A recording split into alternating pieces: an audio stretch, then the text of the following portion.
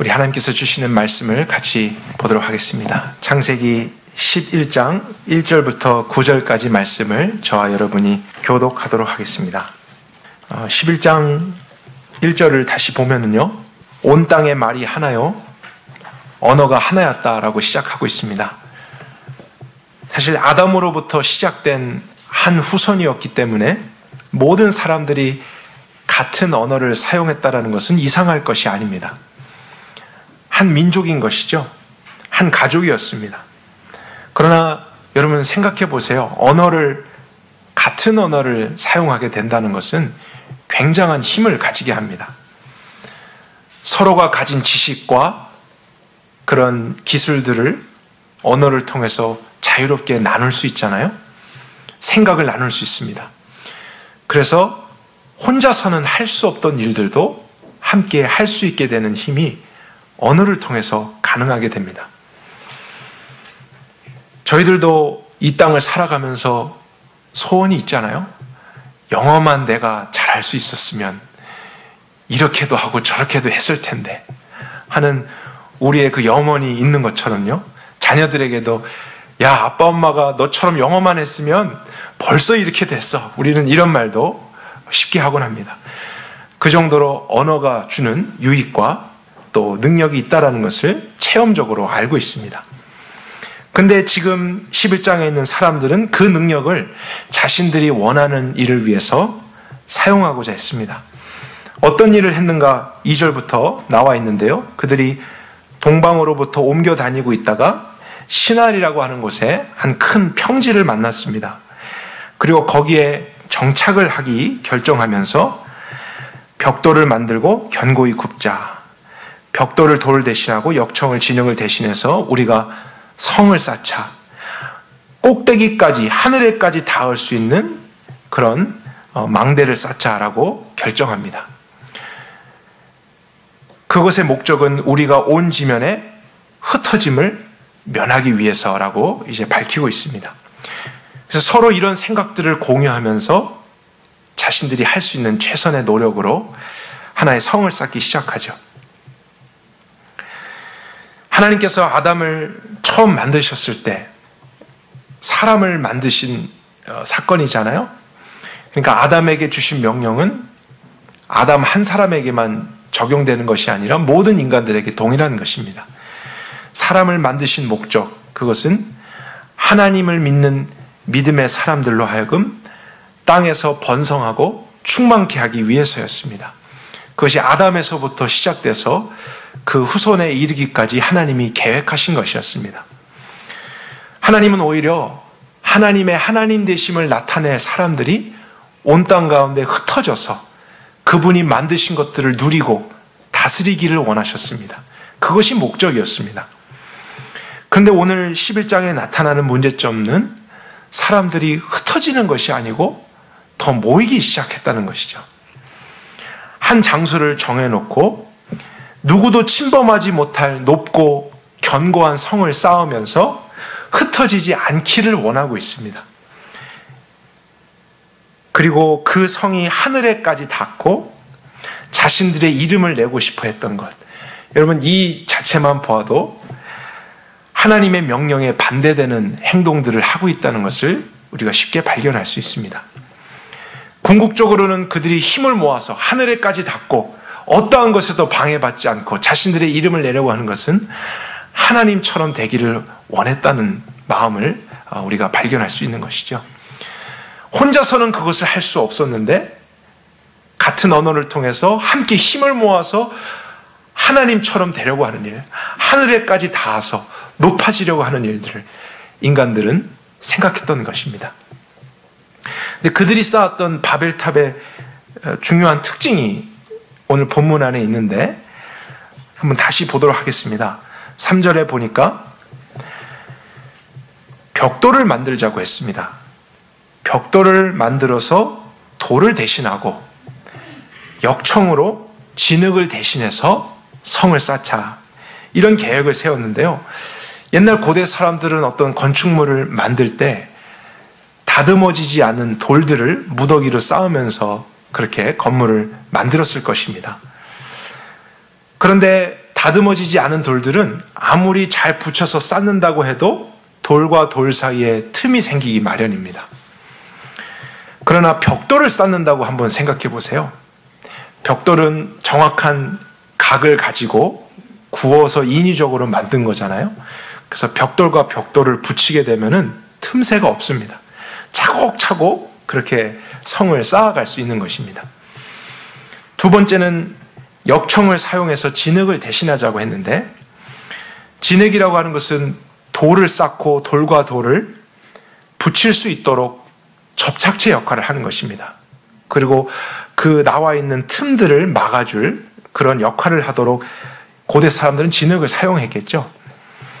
하지만 진흙에 약점이 있다면 물에 닿게 되면 쉽게 부서진다는 것입니다. 그런데 그런 진흙 말고 역청을 대신하자. 여러분, 역청이라는 것은 석유의 그 원래의 원액을 의미합니다. 끈적끈적하게. 그래서 접착체 역할을 할 뿐만 아니라 기름이기 때문에 물에 닿아도 견딜 수 있는 그런 특징을 가지고 있습니다. 그래서 역청은 노아의 방주를 만들 때도 겉에 바르도록 사용됐었고, 모세의 바구니를 만들 때도 어머니가 바구니 안에 아이를 넣고 물에 잠기지 않도록 바구니 겉을 발랐던 재료입니다. 근데 바벨탑이라고 하는 것, 이제 저희들이 보게 될 이 견고한 성을 하늘 높이 쌓으려고 하는데, 그 재료를 볼 때 물에 잘 견딜 수 있는 방수 기능을 가진 재료를 사용하고 있다는 것을 우리가 보게 됩니다. 아니, 바닷속에 들어갈 건축물을 만드는 게 아니고 하늘에 올라갈 탑을 쌓는데 방수 기능이 왜 필요하겠습니까? 근데 사람들은 그것을 계획합니다. 그들이 그렇게 계획을 해야만 했던 이유가 있었기 때문입니다. 저희들이 11장을 보고 있는데, 이 11장 이전에 있었던 큰 사건이 있었죠. 전 세계적인 사건이 있었습니다. 노아의 때 하나님은 인간의 죄악으로 말미암아 하늘에서 비가 내리고 땅에서 물이 나오게 하는 홍수의 심판을 내리셨습니다. 그래서 그 물 아래 모든 것들은 다 잠겨서 죽게 되는 전 세계적인 심판을 하나님이 내리셨었죠. 분명 노아 이후의 사람들은 하나님께서 세상을 물로 심판하실 사건을 전해 들었을 것입니다. 하나님이 어떤 분이신지를 알게 됐을 거예요. 그렇다면 당연한 반응은 그 거룩하신 하나님을 경외함으로써 다시는 죄를 짓지 않으려고 하는 마음의 변화, 행동의 변화를 가져오면 되잖아요. 그러면 심판은 없는 것입니다. 그러나 그들은 그러한 방향으로 가기보다는, 죄를 버리려고 하기보다는, 마음을 바꾸려고 하기보다는 오히려 하나님이 다시 이 세상을 물로 심판해도 그 물 속에서도 견딜 수 있게 되는 방수 기능을 가진 높은 탑을 쌓자. 그리고 하늘에까지 올라가자. 멸망당하지 않도록. 어떻게 보면 인간들이 연합을 해서 하나님을 이기려고 한다는 것을 보게 된다는 사실이죠. 혼자서는 그것을 할 수 없었는데 사람의 힘이 얼마나 대단한지, 그들이 가진 지식과 그들의 가진 생각을 공유하다 보니까 그러한 힘까지도 모아져서 하나님을 대적하는 그런 힘들을 모아갔던 것입니다. 5절을 보겠습니다. 이제 그 일이 한창 진행되고 있을 때 하나님께서 인생들이 짓는 성과 대를 보시려고 내려오셨죠. 그리고 말씀하십니다. 보라, 이 무리가 다 하나요. 언어도 하나고 그 하나됨으로써 이같이 하기 시작하니, 여기서 이같이 한다는 것은 하나님을 대적하는 것, 하나님처럼 되려고 하는 것을 의미하겠죠. 이후로는 그들이 하고자 생각하는 것을 금할 수 없으리라. 그래서 하나님이 이제 그것을 무산시키기 위해 언어를 혼잡케 하는 일을 하십니다. 서로 알아듣지 못하게 하자. 그들의 생각이 공유되지 못하도록, 그들 안에 있는 죄가 또 다른 사람 안에 있는 죄와 연합해서 더 큰 죄를 만들어가지 못하도록 하나님이 언어를 혼잡케 하십니다. 그래서 언어가 달라지게 되니까 갑자기 서로 커뮤니케이션이 안 됐던 것이죠. 성사기를 그칠 수밖에 없었고 같은 언어가 됐던 몇 명의 사람들끼리 무리를 지어서 흩어질 수밖에 없었습니다. 9절에 그리하여서 그 이름을 바벨이라 하니, 이 바벨이라고 하는 원래 뜻이 혼잡이라는 뜻입니다. 여호와께서 거기서 온 땅의 언어를 혼잡게 하셨습니다. 여호와께서 거기서 그들을 온 지면에 흩으셨더라. 그래서 사람이 이렇게 흩어지게 된 것은 그들의 죄로 말미암아 내려진 하나님의 심판의 결과였습니다. 이것이 우리가 잘 아는 바벨탑 사건의 내용입니다. 어떤 사람들은 옛날에는 사람들이 교육도 받지 못했고 생활 형편이 어려웠기 때문에 죄를 지으며 살았다라고 생각합니다. 그러나 그것은 사실이 아니죠. 왜냐하면 오늘날을 생각해 볼까요? 옛날 사람들보다 더 많은 사람들이 고등의 교육도 배웠고 지금의 생활 수준은 비교할 수 없을 만큼 발전했습니다. 좋은 환경 가운데 살고 있지만 우리가 경험하는 것은 그럼에도 불구하고 더 강력한 죄를 지으면서 살아가는 세상이 되었다고 하는 것입니다.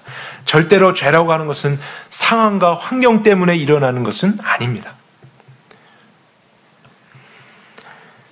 특히 저희들이 사는 시대의 인터넷과 컴퓨터, 전화기와 같은 발달은 우리의 생활에 편리함을 주기도 했지만 하나님을 이길 수 있는 인간의 힘을 구축하는 도구가 되기도 했습니다.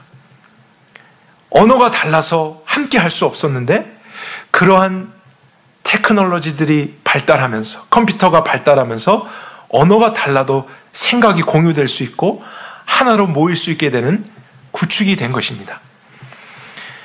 그래서 이제는 지구가 멸망해도 살아남을 수 있는 지구 밖 우주에서의 새로운 도시를 만들고 있잖아요. 오늘날 그런 일들이 이루어지고 있습니다. 그리고 영원히 죽지 않을 수 있는 인조인간들을 만들고 있습니다. 사람들이 혼자서는 그런 것을 할 수 없었습니다.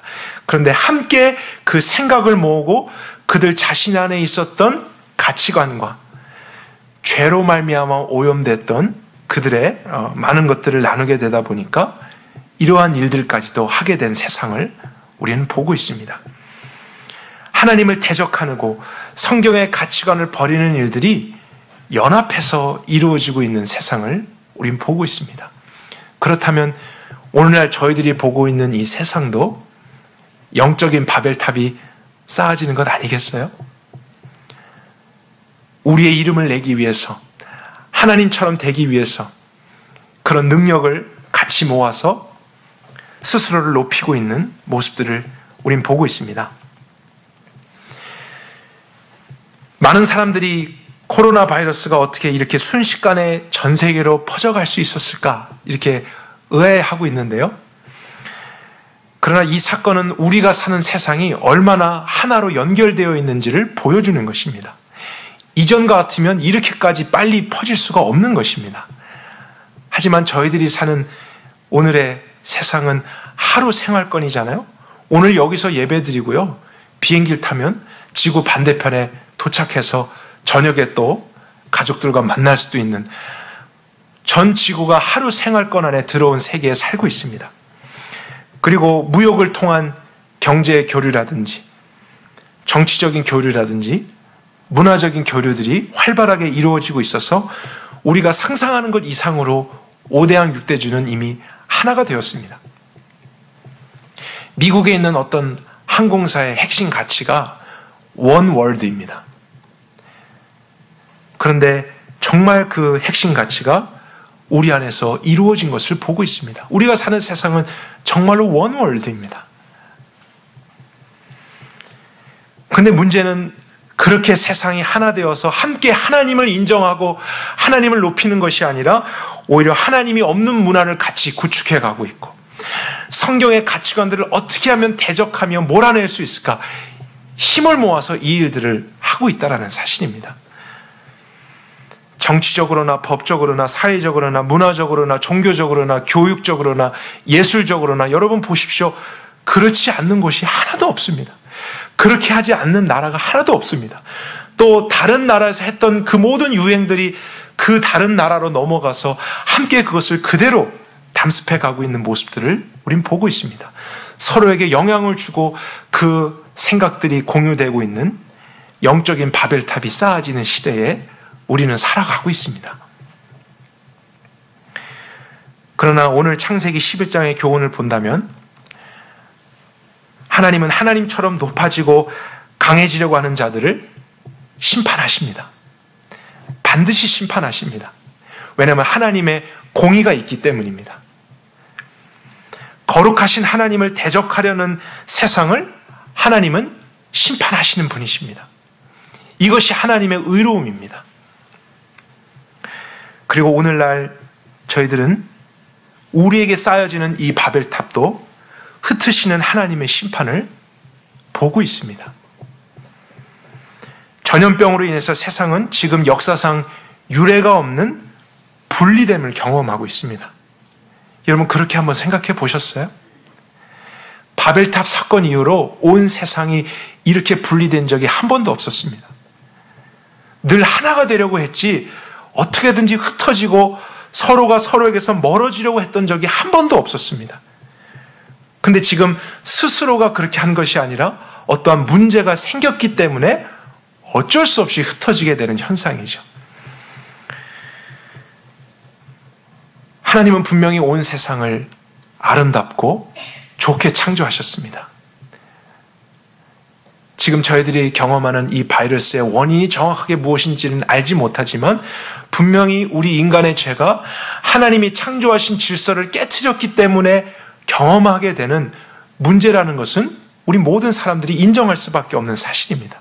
우리의 죄 때문입니다. 그리고 그것을 인한 하나님의 심판과도 같이 이루어진 것이죠. 그래서 더 하나 되고 더 그것을 만들어낼 것이 아니라 오히려 흩어지려고 하고 나누어지려고 하고 고립되려고 하는 이러한 현상들이 오늘 저희들 눈앞에 벌어지고 있는 모습들이죠.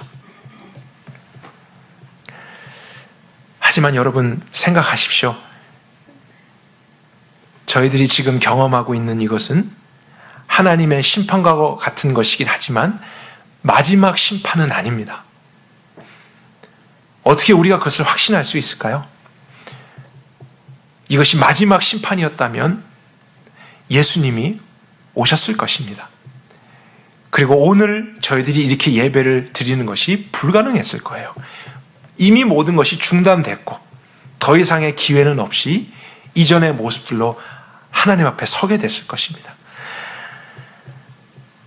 이것이 마지막이 아니라고 하는 사실은 저희들에게 중요한 또 다른 메시지를 주게 됩니다. 그것은 분명히 마지막 때에도 이와 같은 심판이 있을 것에 대한 하나님의 경고로 우리가 생각할 수 있고요.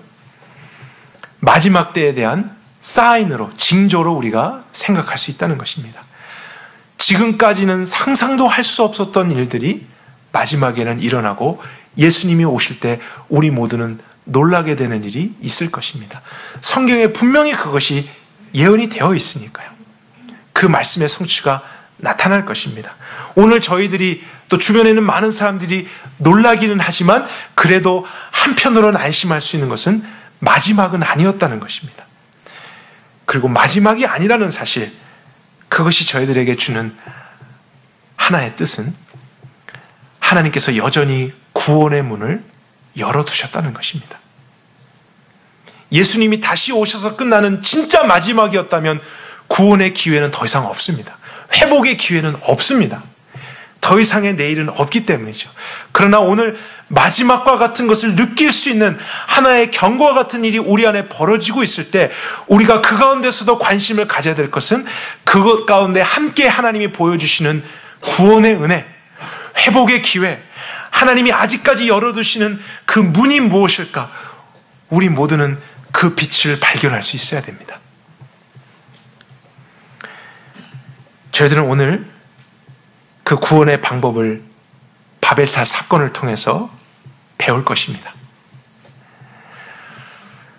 하나님은 바벨탑의 심판 직후에 흩어져 버렸던 모든 사람들을 구원하시기 위해서 너무나 중요한 일을 한 가지 하셨습니다. 그것이 창세기 11장 똑같은 장에 기록되어 있습니다. 여러분, 그것이 무엇인지 아십니까? 그것이 바로 11장 마지막에 아브라함이라고 하는 한 사람을 택하시는 장면입니다. 사실 제가 아브라함의 시리즈를 하면서 순서적으로는 이 11장에서부터 시작을 했어야 됐는데 이상하게 제가 이 부분을 하지 않고 11장 마지막에서부터 시작을 했더라고요. 그래서 말씀을 묵상하고 또 오늘날의 시대를 위해서 기도하다가 오늘의 이 말씀을 여러분들과 꼭 나눠야겠다라는 감동을 받게 됐습니다. 근데 이 메시지가 어쩌면 정말 저희들이 경험하고 있는 상황과 너무나 비슷하다라는 생각을 하게 됐고요. 그럼 어쩌면 이때를 위해서 하나님이 이 말씀을 순서상으로는 먼저였지만 나중에 전하게 하신 것이 아닌가 하는 생각도 해보게 됐습니다. 하나님께서 데라라고 하는 가정 가운데 있었던 아브라함을 택하신 이유는 바로 그 11장에서 모든 사람들이 하나님을 대적하려다가 심판으로 흩어졌었기 때문입니다. 이제 그 흩어진 채로 그들의 죄 가운데서 죽게 되면은 그들에게는 더 이상의 구원의 기회가 없고 하나님께 돌아올 수 있는 방법이 없기 때문에 흩어진 자 중에서 한 사람을 택하시고 그에게 믿음을 주시사 그로 하여금 모든 열망이 똑같은 믿음으로써 하나님께 돌아올 수 있게 하는 구원의 소망을 알게 하고자 아브라함을 택하셨던 것입니다. 그래서 아브라함을 택하시고 주셨던 그 말씀이 이런 것이었잖아요. 내가 너로 하여금 복의 근원이 되게 하겠다. 거기서 말하는 복은 물질적인 육적인 복을 의미하는 것이 아니라 구원의 복을 의미하는 것입니다. 아브라함이 그도 하나님을 알지 못했고 그의 가정도 흩어져 버렸던 많은 사람들 중에 있었던 우상을 숭배하는 가정이었잖아요. 근데 거기에서 하나님이 먼저 다가오시고 하나님을 알지도 못했던 그에게 하나님의 이름을 경험하게 하시고 그 다음에 이제 보여지는 어떤 것보다 하나님의 말씀이 더 실제라는 것을 믿는 믿음 가운데 살아가도록까지 하나님이 바꾸셨던 그 은혜가 이제 아브라함으로부터 시작해서 이삭과 야곱 모든 사람들에게 나타날 수 있도록 하나님은 아브라함을 택하셨던 것입니다. 비록 우리의 죄 때문에 심판을 받아 흩어졌지만 하나님의 은혜로 말미암아 믿음으로써 다시 하나님께 돌아와 이제 그 하나님을 한 아버지로 섬기며 흩어지지 않고 한 가족으로서 이제는 함께 하나님의 이름을 높이고 하나님이 우리를 창조하신 목적을 같이 실현하는 그러한 하나님의 백성이 되게 하는 구원의 의미가 바로 아브라함 안에 있었던 것입니다. 그리고 그 역사가 아브라함, 이삭, 야곱으로 해서 예수 그리스도에 이르기까지 계속해서 쓰여져 갔던 것이죠. 단절되고 심판을 받은 세상을 위해 아브라함 한 사람을 택하시고 그에게 믿음을 주사 모든 사람들도 믿음으로 이렇게 될 수 있다라는 기쁜 소식을 알게 하신 것입니다. 그리고 그 정확한 대상이 이제 예수 그리스도로서 확정이 되면서 그 이후에 있는 모든 사람들도 예수님에 대한 믿음으로 아브라함의 축복을 받을 수 있게 된 것이죠. 하나님은 이 구원을 이미 창세기 11장, 12장에서부터 준비해 오셨습니다. 그럼 오늘날도 마찬가지겠죠. 제가 여러분께 나눴듯이 저희들이 보고 있는 시대적인 현상은 구약시대의 바벨탑을 쌓는 것과 같은 비슷한 모습입니다. 영적 바벨탑이 지금 지어지고 있었습니다. 그러나 그것에 대한 하나님의 심판과도 같은 문제로 말미암아 온 세상은 흩어지게 되고 단절되게 됩니다. 고립됨이 일어납니다. 그러나 여러분, 이런 현상이 지속될 경우 사실 질병 때문에 우리가 힘들어지기보다는 이젠 경제적이고 생활적인 어려움을 경험하게 될 것입니다. 서로가 단절되어서 예전에는 자연스럽고 정상적으로 하던 일들이 다 막혀버리기 때문이죠. 그리고 그것 때문에 오게 되는 두려움과 걱정과 염려로 인해서 하나님을 알지 못하는 사람들은 계속해서 어둠 속에 끌려가는 일이 있을 것입니다. 그럼 지금 이러한 사회적이고 국가적이고 시대적인 위기 가운데 하나님께서 허락하신 구원의 방법은 무엇이겠습니까? 어떻게 하면 이 시대가 아직 인류의 종말이 아니고 예수님이 오지 않았기 때문에 여전히 있게 될 하나님의 구원의 은혜를 깨달을 수 있겠습니까? 그것은 하루빨리 백신이 개발되는 것이 아닙니다. 물론 그것이 개발되게 되면은 지금 나타나고 있는 이 문제를 해결받을 수 있을지는 모릅니다. 하지만 여러분, 우린 준비해야 됩니다. 어쩌면 이제 시작일지 모릅니다. 앞으로 더한 문제들, 상상도 못했던 여러 가지 사회적인, 국가적인 일들, 전쟁과 같은 일들이 우리에게 일어날 수도 있습니다. 그러니까 우리가 잠깐의 문제를 해결하는 방법만으로 안심해서는 안 된다는 것이죠. 더 궁극적이고 영원한 하나님의 구원의 방법이 무엇일까? 구약에서는 그 일을 위해서 아브라함을 택하시고 그에게 믿음을 주시고 그로 말미암아 하나님의 백성을 세워가셨던 일을 우리가 생각해 본다면요, 오늘날도 똑같다고 저는 생각합니다. 흩어지고 그 흩어짐 속에서 두려워하고 염려하고 어둠 속에 좌절할 수밖에 없는 이 세상을 향해 하나님이 주실 수 있는 구원의 유일한 방법은 그 가운데서도 믿음의 사람들을 일으키시는 것입니다. 하나님이 그런 사람들을 택하여 주시고 그들로 하여금 보이는 것보다 하나님의 말씀을 더 실제로 믿는 믿음을 주사 이제 그들을 이 땅 가운데 세워두시는 것입니다. 그들의 삶을 통해 그들의 말을 통해서 이 세상에 하나님을 알게 하는 것, 그리고 그 믿음을 그들도 갖게 되어서 흩어짐 속에 있지 않고 다시 하나님께로 돌아오게 되는 이러한 영적인 변화가 나타나는 것이 이 세상이 깨달아야 될 구원의 방법인 것입니다. 그것만이 소망입니다. 그것만이 모든 문제, 앞으로 날 어떠한 상황에서도 우리 인간으로 하여금 견딜 수 있게 하는 힘이 되는 것입니다. 그것이 우리에게 주신 구원의 지혜입니다. 그래서 여러분, 이 세상의 소망은 다른 것에 있지 않고 여러분에게 있는 것입니다. 그리스도인입니다. 세상의 빛이라고 하신 말은 과장된 말이 아닙니다. 이렇게까지 어두워질 수 있기 때문에 거기에서 유일하게 빛을 비추어주고 살 수 있는 그 방향을 제시해 줄 수 있는 사람은 진리를 알고 있는 그리스도인들밖에 없습니다. 우리로 하여금 세상의 소금이라고 하신 것 과장된 말이 아닙니다.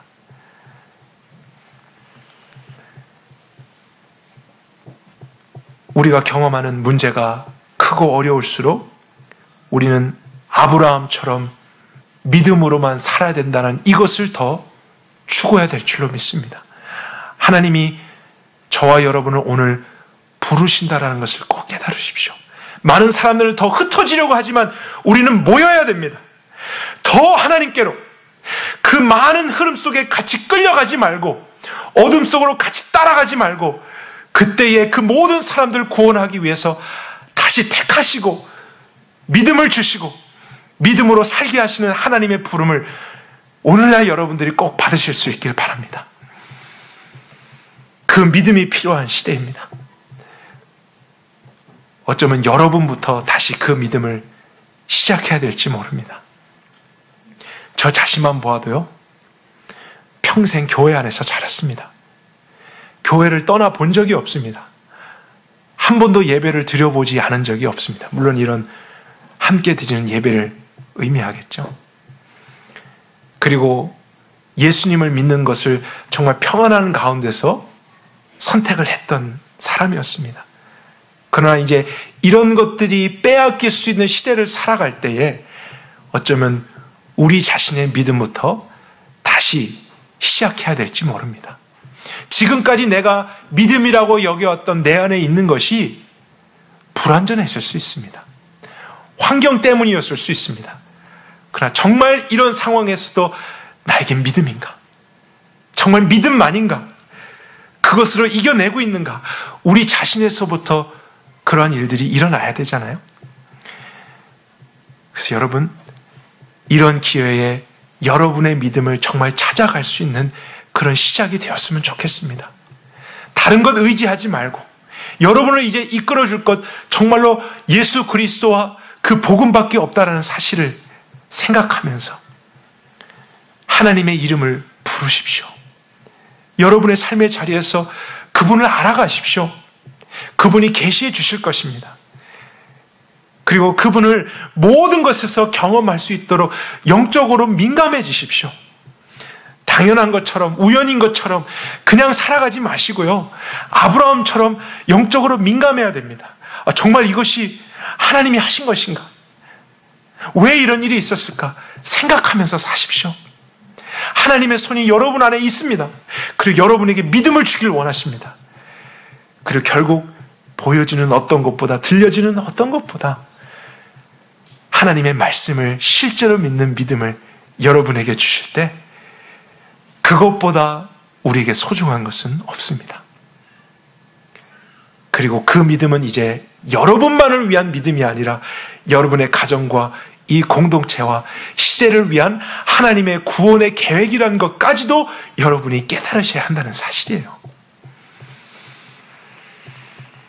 이 혼잡한 시대를 구원할 수 있는 방법, 여러분의 믿음입니다. 믿음입니다. 믿음이 이기는 것입니다. 믿음 밖에는 없습니다. 다른 것이 아니라 하나님을 믿는 믿음, 그분의 말씀을 믿는 믿음, 그분의 약속을 믿는 믿음, 느껴지는 것과 들려지는 어떤 것보다도 하나님이 허락하신 이 모든 계획들이 실제라고 여기는 믿음이 세상을 이길 것입니다. 두려움을 이길 것입니다. 염려를 이길 것입니다. 육이 아니라 영이 생명이라는 것을 믿는 이 믿음이 영혼으로, 여러분으로 하여금 오늘을 살아가게 해도 이 땅에서부터 영혼을 살게 할 것입니다. 저희들이 믿음을 소유하기 위해 또 이 믿음을 나누기 위해서 잠시 흩어질 수 있습니다. 우리가 싸워야 될 싸움은 질병이 아니라는 것을 꼭 생각하십시오. 죄입니다. 하나님을 떠난 잘못된 질서입니다. 영적인 것입니다. 그러나 하나님을 믿는 믿음은 어떤 상황에서도 그 모든 것을 해결하여 우리에게 참된 평안을 줄 것입니다. 소망을 줄 것입니다. 나 여호와가 말하노라. 너희를 향한 나의 생각은 내가 하나니 재앙이 아니라 곧 평안이요 너희 장래의 소망을 주려 하는 생각이라. 이것이 하나님께서 약속해 주신 것이었습니다. 하나님의 계획은 재앙이 아니라 평안이라고 하셨습니다. 소망을 주십니다. 근데 많은 사람들이 이 예레미야 29장 11절 참 잘 알고 있는데요. 이 다음 구절이 바로 무엇인지를 알지 못할 때가 많더라고요. 하나님이 약속해 주신 이 말씀 다음 구절에 뭐라고 되어 있는지 한번 들어보십시오. 그러므로 내가 너에게 대한 생각은 재앙이 아니고 평안이고 장래에 소망을 주려고 하는 생각이니라. 그러므로 너희가 내게 부르짖으며 와서 내게 기도하면 내가 너희를 들을 것이요 너희가 전심으로 나를 찾고 찾으면 나를 만나리라. 이것이 앞으로 저와 여러분들이 해야 될 책임입니다. 우리에게 주신 약속이 바로 이것이라고요. 하나님은 하실 것입니다. 그 소망이 여전히 있는 그런 마지막 때의 경고지 정말 마지막은 아닙니다. 그럼 우린 그것을 발견하고 나눌 수 있도록 부르짖어야죠. 찾아야죠. 기도해야죠. 우리가 아무것도 할 수 있는 것이 없을 그때가 정말 기도의 시작이라는 것 아십니까? 내 힘으로 모든 것이 불가능하다 그때가 하나님이 일하시는 그런 때라는 걸 아십니까? 우리 모두가 이제 이 원리를 따라서 함께 우리의 믿음부터 다시 온전히 세워가고 또 이 시대를 향해서 우리를 남겨두신 하나님의 목적이 성취될 수 있도록 더 많은 사람들에게 이 믿음을 나누도록 합시다. 여러분이 구원의 소망입니다. 여러분의 역할이 이 시대의 빛입니다. 다른 약이 아닙니다. 다른 마스크가 아닙니다. 정말 여러분 안에 있는 천하보다 귀한 믿음 더 많이 나누어 주십시오. 전화로도 나누고 메신저로도 나누고 어떻게 해서든지 그 소망을, 그 복음을, 그 진리를, 영적인 사실을 나누는 가운데 죄로 인해서 흩어져 버린 더 많은 사람들이 하나님께로 돌아올 수 있도록, 어둠에 나와 빛으로 이제 함께 올 수 있도록, 그리고 앞으로도 어떤 일이 일어나든지 두려워하지 말고 하나님 안에서 참된 평안을 누리며 영혼을 바라보는 가운데 오히려 이 길을 걸어갈 수 있도록 우리가 모두 그런 하나님의 참 백성들의 역할을 감당할 수 있길 바랍니다. 함께 기도하겠습니다. 하나님, 저희들이 하나님이 주신 오늘의 말씀을 들었습니다. 성경의 순서적으로는 이미 수주일 전에 들었어야 될 말씀일 수도 있지만 어쩌면 오늘과 같은 상황을 위해서 주님이 따로 준비해 주시고 모든 것이 흩어져 버리고 단절되고 나누어지는 것 같은 이 시대 가운데 하나님께서 하나님의 백성을 모으신다라는 이 사실이 저희들에게 소망이 되고 힘이 되며 빛이 되고 있습니다. 주님, 이 말씀을 우리가 실제로 여기겠습니다. 이 말씀을 힘입어 다시 일어나겠습니다. 앞으로 이루어질 상황들 우리는 다 알 수 없지만 이 상황 이후에도 더 큰 문제와 인생의 위기가 찾아올 수 있음을 압니다. 그럴 때에도 이 동일한 믿음으로서 우리가 살아간다면 우리는 어떠한 상황에도 좌절하고 어둠 속에 슬피 울며 있지 않을 것입니다.